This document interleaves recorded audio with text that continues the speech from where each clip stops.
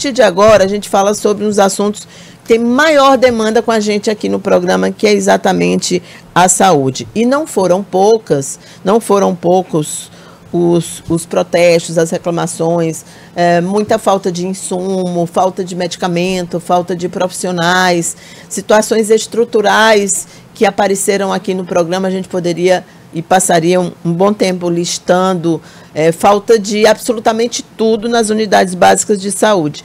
E essa é uma situação que ainda se arrasta, porque não dá para resolver da noite para o dia como por milagre, né, gente? É algo que vem se acumulando. Mas a gente conversa agora para saber que medidas emergenciais estão sendo tomadas com o presidente da Fundação Municipal de Saúde, Charles Silveira, que está aqui com a gente no programa. Charles, bom dia, muito obrigada pela sua presença. Sim, é uma satisfação estar aqui para prestar esclarecimentos necessários e informações para a população. A gente é que agradece. Bom, vamos lá então, presidente. A Fundação Municipal de Saúde enfrenta muitas dificuldades, isso dito pelos próprios profissionais, mas também revelado em algumas entrevistas suas, do senhor, do próprio prefeito também, mostrando que talvez esse seja o setor que mais neste momento demanda a atenção da nova gestão no município de Teresina. Mas eu queria entender como que os senhores estão trabalhando nesse início de mandato, início de ano, e o que é mais urgente para ser feito, o que está sendo feito para tentar, pelo menos, fazer com que o atendimento seja retomado nas unidades básicas de saúde e nos demais equipamentos públicos que pertencem ao município. Para que a gente possa falar das medidas que estão sendo adotadas, é fundamental que as pessoas percebam como a rede funciona. Nós temos 92 unidades básicas de saúde, nós temos 10 hospitais, 4 maternidades, 3 UPAs e o HUT. Nós recebemos, como já é público e notório, uma situação muito ruim, de estrutura física, de falta de medicamentos, de falta de insumos, de desorganização administrativa, porque os hospitais eles não funcionavam em rede. Era cada um resolvendo o seu problema. Então você pergunta, quais são as medidas? A população tem que entender que nós não vamos resolver todos os problemas da noite para o dia. Qual é o problema principal que nós encontramos em relação ao atendimento aos usuários do SUS? Falta de medicamentos e insumos. O prefeito, diante dessa situação de calamidade, que eu posso dizer, baixou um decreto de emergência e, através dele, nós fizemos uma compra, um chamamento público, em que participaram todos os fornecedores inscritos na Fundação Municipal de Saúde para a compra de medicamentos, insumos e material hospitalar. Nós já concluímos esse trabalho, nós já estamos, as empresas têm 4 dias para entregar 50% do material e 15 dias para entregar o restante. A compra imediata, ela visa suprir o funcionamento das unidades básicas de saúde. O que a síndica colocou aqui é realidade, é verdade. A população reclama porque vai à unidade básica de saúde e não encontra, é atendido pelo médico, mas não tem a consequência disso, a necessidade de tomar um medicamento, inclusive de aplicação de vacina, que as salas, a maioria, estavam fechadas. Nós já estamos reabrindo todas elas, num processo que não é de um minuto para o outro, mas nós já temos mais de 15, onde as salas de vacina já estão funcionando. Nós tínhamos os nossos consultórios odontológicos, 41 fechados há um ano, e nós já estamos abrindo. Nós já abrimos 6 e vamos continuar neste processo, avançando cada vez mais. Esses medicamentos, gente, é o que a gente chama de uma ação urgentíssima. Qual é? A gente fez para que a gente atendesse durante 2 meses. Aí vai ser fevereiro e março, nós estamos recebendo medicamentos e insumos e material hospitalar para durar fevereiro e março. Ao mesmo tempo, nós estamos fazendo uma licitação emergencial para durar até o mês de julho. E, concomitante a isso, nós temos uma licitação de caráter normal, permanente, para que a gente possa ter um contrato até junho ou julho de atendimento à fundação de medicamentos, insumos e material hospitalar. E aí nós teríamos 2 anos de tranquilidade com relação a esse planejamento que está sendo feito. O que eu gosto sempre de dizer é o seguinte: tem subfinanciamento? Tem. Tem dinheiro a menos? Tem. Mas faltou muito, foi planejamento, e o funcionamento como um sistema, como uma rede de hospitais e como uma rede de atenção básica. Mas não nos interessa estar falando apenas do que não foi feito. A gente tem que fazer, a população quer, espera e exige, é o que a gente está fazendo e o que vai fazer. Então a gente está planejando, estamos efetivando esse planejamento de forma que a gente melhore a atenção no atendimento. Além deste aspecto dos insumos, nós temos a questão das estruturas físicas. A Fundação recebeu um relatório do Conselho Regional de Medicina, onde lá estão colocadas a situação de todas as 92 unidades básicas de saúde. De situações precaríssimas, a engenharia da Fundação já está preparando projetos para que a gente possa fazer as devidas correções, as devidas reformas.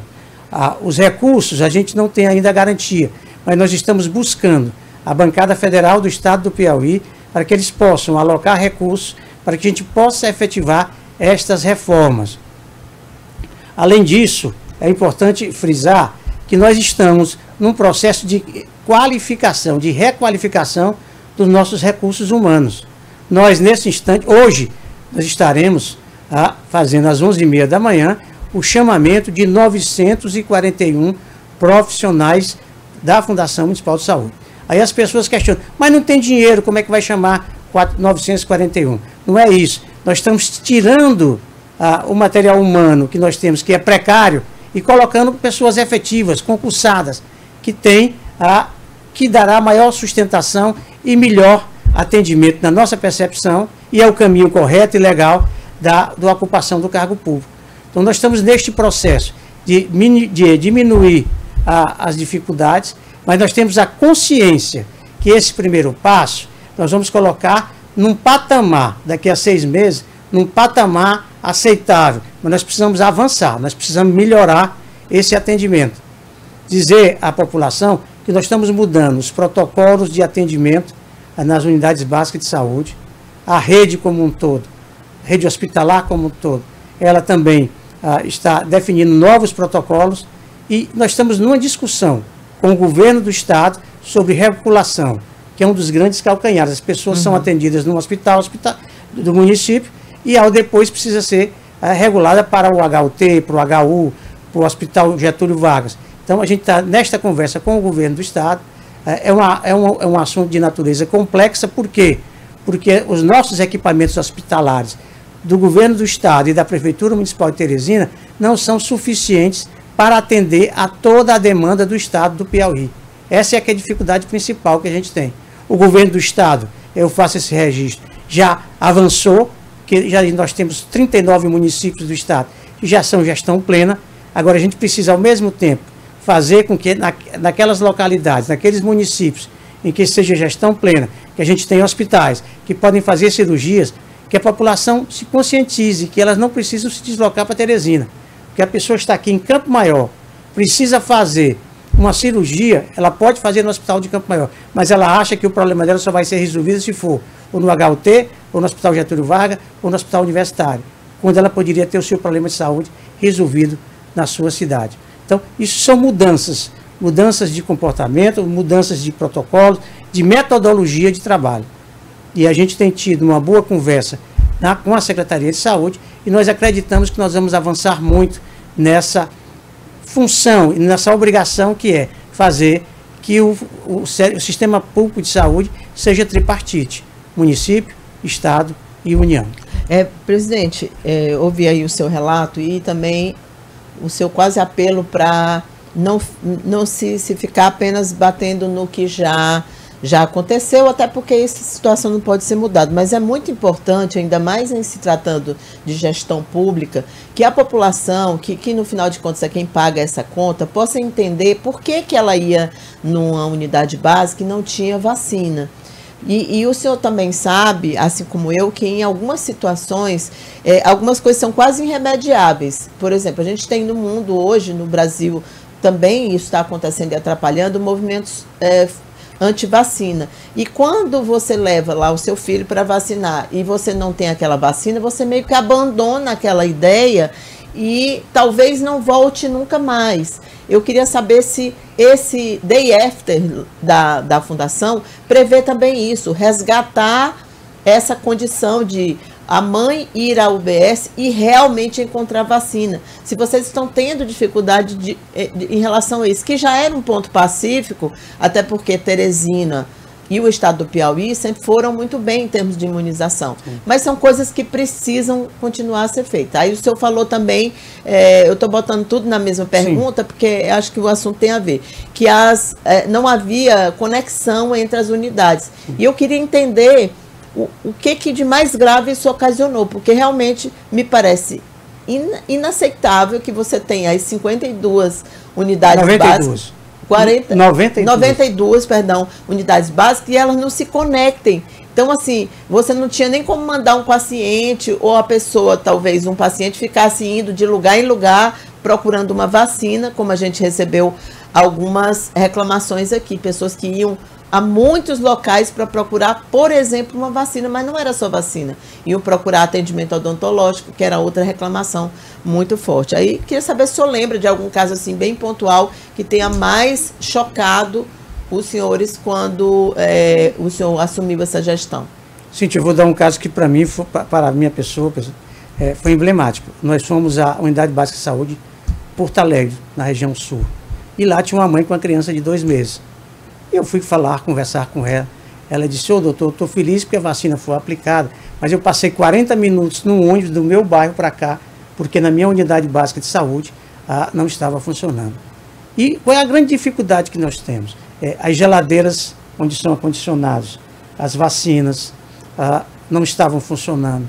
Não se preocuparam em fazer uma manutenção mínima dos equipamentos nas unidades básicas de saúde. Eu gosto sempre de fazer essa análise de que os grandes problemas, muitos problemas que nós temos, era por falta de supervisão, era por falta de planejamento, não era só questão de dinheiro. Tá? Então, isso prejudica a população. Nós estamos, nesse instante, numa campanha de conscientização com relação à vacinação. Nós estamos agora fazendo protocolos para que haja efetividade. Só para você ter ideia, a gente tinha lá instalado e ainda tem, e nós agora estamos usando, uma sala de situação onde a diretora da atenção básica, ela tem numa televisão a situação de todas as unidades básicas de saúde e sabe o que é que está faltando e o que é que não está faltando em cada uma delas. Por isso que eu digo... Que é o lógico, né? Pois é, não havia, eu acho que não usavam sequer este equipamento. Então não havia essa situação. Por isso, a gente está requalificando. Nós fizemos ontem uma reunião, a doutora Fátima, que é a diretora da atenção básica, fez uma reunião de qualificação dos coordenadores da unidade básica de saúde. Nós fizemos uma mudança. Só pode ser coordenador de unidade básica de saúde quem tem um nível superior. Nós encontramos pessoas como coordenadores que não tinham a mínima condição de coordenar nada. Nós definimos uma outra regra. Existe o chefe de atendimento médico, que é uma das pessoas principais da unidade básica de saúde, o chefe do SAMI. Todos serão servidores efetivos. Todos. Então, a gente está mudando um perfil administrativo para melhorar o atendimento do serviço.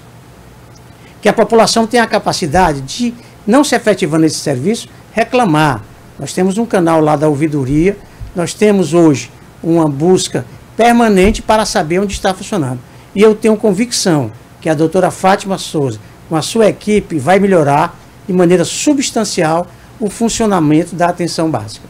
Por exemplo, tinha questões que são assim, aparentemente simples e de organização, que era a questão dos horários. Muitas reclamações, inclusive tem telespectador lembrando isso aqui, me pedindo para lembrar. Por exemplo, vamos sempre usar o exemplo da vacina, mas quando a gente falar de vacina, gente, entendam todo o resto que você faz na unidade básica, porque todo mundo entende quando a gente fala vacina e é mais simples. Você ia numa unidade, funcionava até às 5, mas às 4 já não estavam aplicando. Quer dizer, não havia uma coisa simples que era horário de funcionamento. Pois é, esse é um problema em que as pessoas acham que por serem servidores públicos, o horário é o dele. O horário é do serviço. É verdade. Nós temos que efetivar. E nessa reunião foi colocada a necessidade do cumprimento do horário e todos os 92 coordenadores estarão sob avaliação nos próximos 90 dias. Tá? E essas demandas, essas reclamações fazem parte de um rol de requisitos que são utilizados para avaliar o funcionamento da Unidade Básica de Saúde. O que foi dito nesta reunião, e fui eu pessoalmente que disse, é de que quem comanda a Unidade Básica de Saúde é o coordenador, não é o médico, não é o enfermeiro. Tá? Porque às vezes a pessoa tem um título de médico e acha que é o horário dele. Então, assim, quem é profissional da saúde, que quer trabalhar no serviço público, tem que se adequar às regras do serviço público. Se não é possível, então que ele vai exercer a sua iniciativa privada, o seu consultório ou um hospital privado, mas não dentro de um equipamento público que é pago pela população e que eles precisam cumprir horário. É uma das dificuldades que a gente encontra no dia a dia. Mas que todos os coordenadores já estão cientificados dessa situação. Na hora que você empodera o coordenador e você coloca profissionais, faz muita diferença. Porque isso funciona em espiral, né? Sim. Se começa lá de cima, na gestão, né? Qualquer gestão, qualquer governança tem que ser assim. Só um dado, nós chamamos 129 novos médicos só para as unidades básicas de saúde. E deveremos fazer uma terceira. Hoje a gente vai fazer a segunda chamada de concursados. E nós faremos ainda no final de março uma terceira, onde nós chamaremos mais profissionais para a ocupação da rede. Bom, eu queria saber a situação do HUT, Hospital de Urgência de Teresina, que é uma porta de entrada dos casos de urgência, como diz o próprio nome. E no caso de Teresina, ainda temos uma situação que precisa sempre ser levada em conta, que é o grande número de cirurgias que precisam ser feitas lá, sobretudo ortopédicas, por conta do trânsito, não? Então, essas sequelas do trânsito, tanto que a grande maioria sempre foi de pessoas envolvidas em acidentes com motos. Essa é uma característica do nosso HUT, mas isso também não estava sendo feito. As pessoas ficavam meses e meses, por vezes com aqueles ferros, com aqueles pinos lá sentados nas macas, nos corredores, esperando. A situação do HUT, como que o senhor classifica ela? Nós colocamos uma diretoria por 180 dias, 6 meses, para avaliar e fazer um diagnóstico. Mas eu quero dizer uma coisa que é importante. Essa nova equipe, já no mês de janeiro, foi o maior número de cirurgias já realizadas desde a inauguração do HUT. Nós fizemos 1.500 cirurgias no mês de janeiro. E aí sim, você diz uma coisa que é verdade. Você vai na clínica de ortopedia, tem as pessoas no corredor. Você vai numa UPA à noite, você encontra pessoas no corredor. E todas essas pessoas precisam de um atendimento ortopédico, que é o grande problema, principalmente em função de acidentes de trânsito. A gente tem feito uma campanha educativa. A S-Trans também vai começar uma outra campanha educativa, mas as pessoas precisam se conscientizar, porque o trauma causado por um acidente de trânsito, ele provoca uma série de encargos. Sim. Do aumento dos custos da unidade hospitalar, do seguro saúde, do atividade empresarial, comercial. Quer dizer, isso é uma bola de neve. Então, as pessoas precisam se educar, usar os equipamentos, usar capacete, obedecer às leis de trânsito. E, normalmente, infelizmente, não é isso que acontece. As pessoas precisam se conscientizar.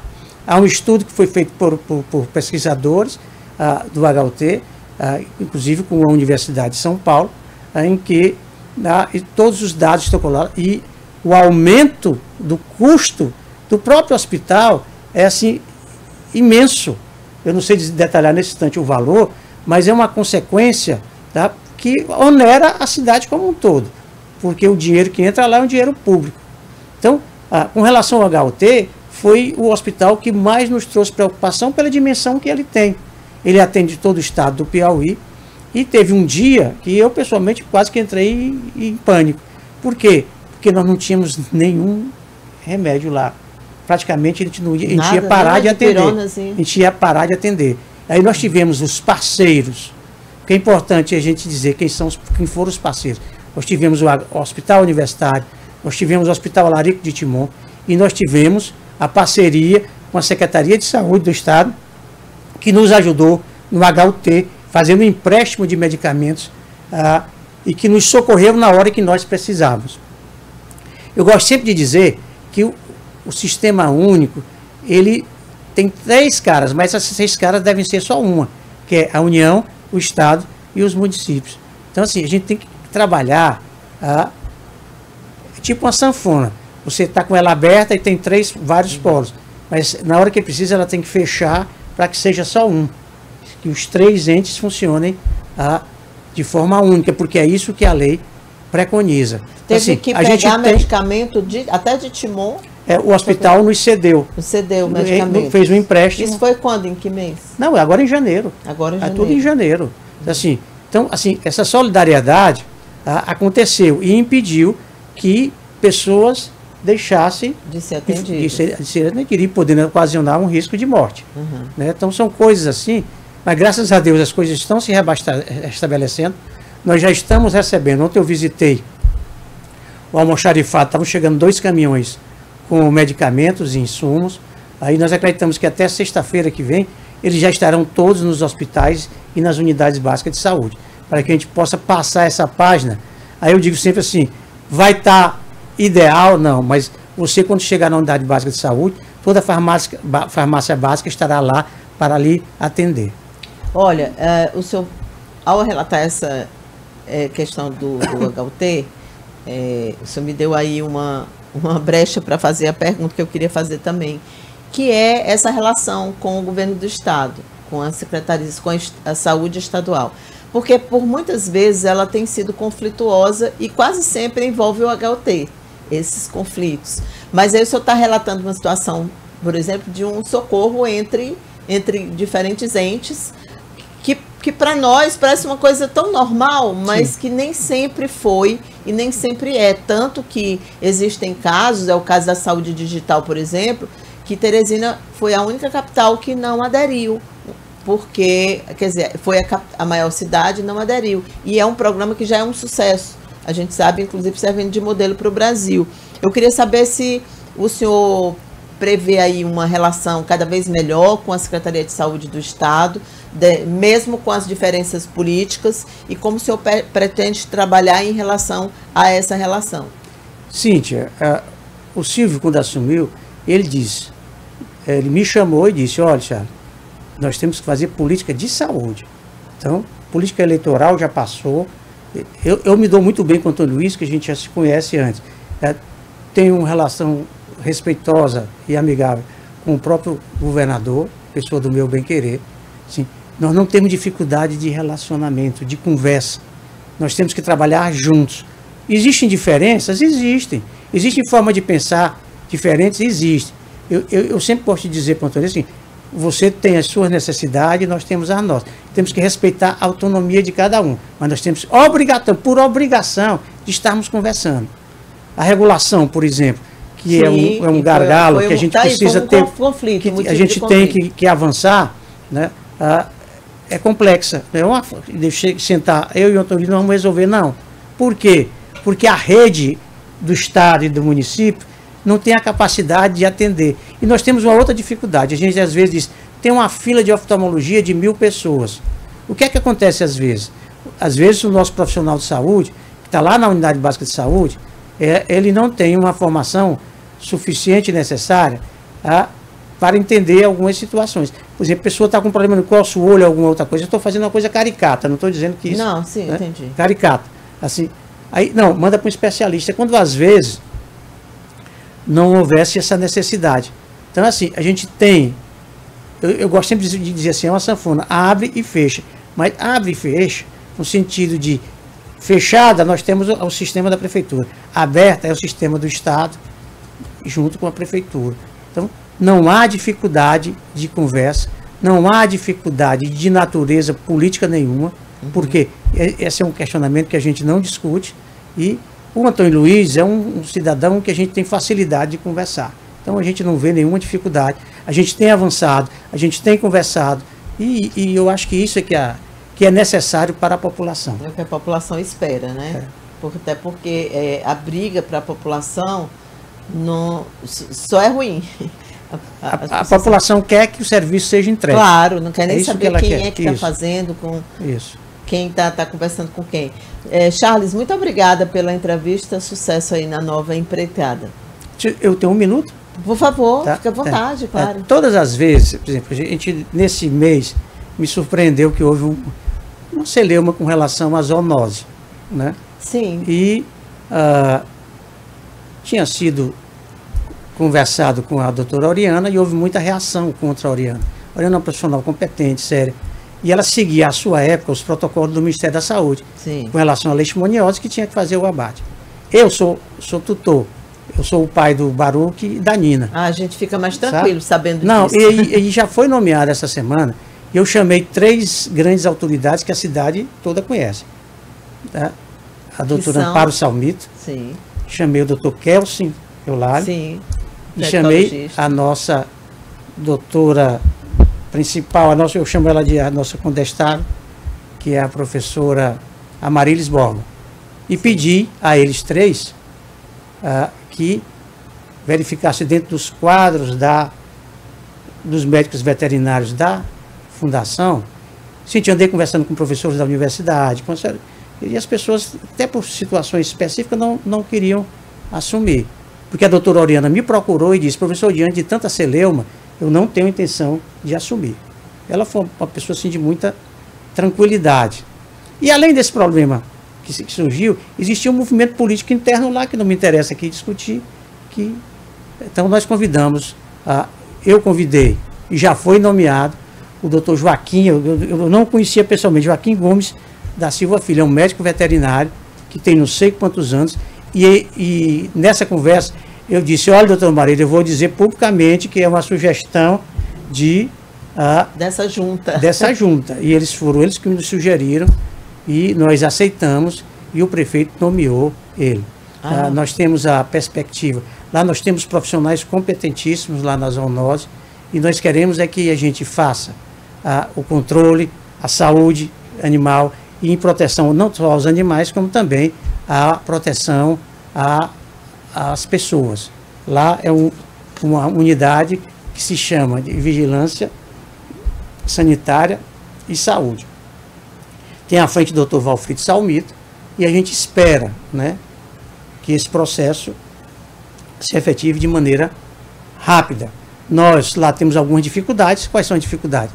Deixaram na última hora a aquisição de equipamentos dos profissionais lá, e fardas e outras coisas, porque a gente chega aí tem represado muitos problemas, muitos pedidos, e as pessoas acham que em uma semana a gente vai resolver todos esses problemas, e isso não existe.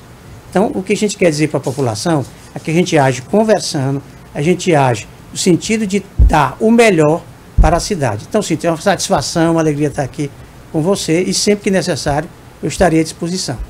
Muito obrigada. Para quem não lembra do contexto que o Charles mencionou isso aí, depois do anúncio da Oriana Bezerra como diretora do Centro de Zoonose, houve um movimento que, inclusive, conseguiu uma adesão em massa de tutores, protetores de animais, que é uma rede muito forte que atua hoje em Teresina. Por quê? Não pela questão, a pessoa da Oriana, que inclusive é uma técnica profissional ligada à Universidade Federal do Piauí, etc. Mas porque quando ela esteve à frente, eu estou replicando o que foi dito na época, à frente das zoonoses, houve, segundo esses protetores, muito retrocesso, e havia algumas práticas que hoje não podem mais ser adotadas. Então, o medo, o risco era esse, como, por exemplo, o recolhimento de animais nas ruas, não se faz mais esse tipo de coisa, a obrigatoriedade, por exemplo, de sacrifício dos animais, os métodos de sacrifício. Então, tudo isso hoje é condenado e não se faz mais, porque temos hoje, infelizmente, um avanço muito grande em relação aos direitos dos animais. É uma luta, inclusive, que cresce muito no Brasil. Agradeço, Charles, a referência e a lembrança. Muito obrigada.